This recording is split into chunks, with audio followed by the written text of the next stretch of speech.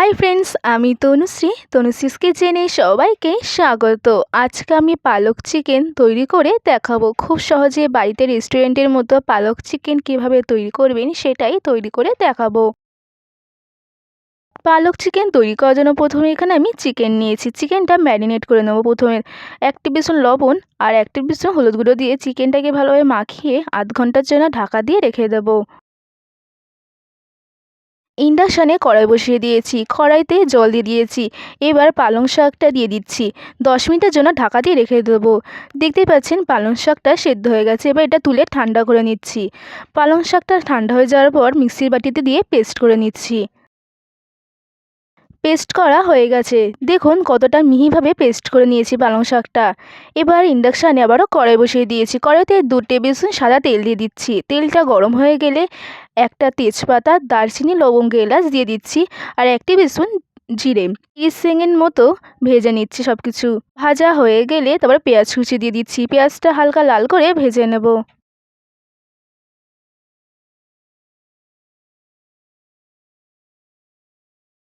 পেঁয়াজটা হালকা লাল করে ভেজে নিয়েছি। দেখতেই পাচ্ছেন 2 টেবিল স্পুন আদা রসুন বাটা দিয়ে দিচ্ছি। দিয়ে আবারও 15 থেকে 30 সেকেন্ড মতো ভেজে নিচ্ছি। আদা রসুনের কাঁচা গন্ধটা চলে যাওয়ার পর তবে টমেটো পেস্ট দিয়ে দিচ্ছি। টমেটোটা ভালোভাবে কষিয়ে নেব। টমেটোর কাঁচা গন্ধটা চলে যাওয়ার পর এবার আগে থেকে যে পেস্ট করে রেখেছিলাম পালং শাকটা, সেই পালং শাক পেস্টটা দিয়ে দিলাম। 1 টেবিল স্পুন লবণ আর 1 টেবিল স্পুন হলুদ গুঁড়ো দিয়ে দিচ্ছি আর 1 টেবিল স্পুন তো লাল লঙ্কার গুঁড়ো দিয়ে এবার সব কিছু খুব ভালোভাবে মিক্স করে নিচ্ছি। আবারও মশলাটা খুব ভালোভাবে কষিয়ে নেব। দেখতেই পাচ্ছেন মশলাটা খুব ভালোভাবে কষিয়ে নিয়েছি। এবার আগে থেকে ম্যারিনেট করে রাখা চিকেনটা দিয়ে দিলাম। দিয়ে মশলার সাথে খুব ভালোভাবে মিক্স করে নিচ্ছি।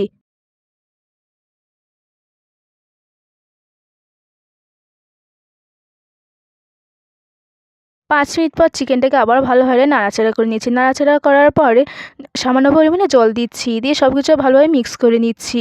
মিক্স করা হয়ে গেলে 10 মিনিটের জন্য ঢাকা দিয়ে রেখে দেবো।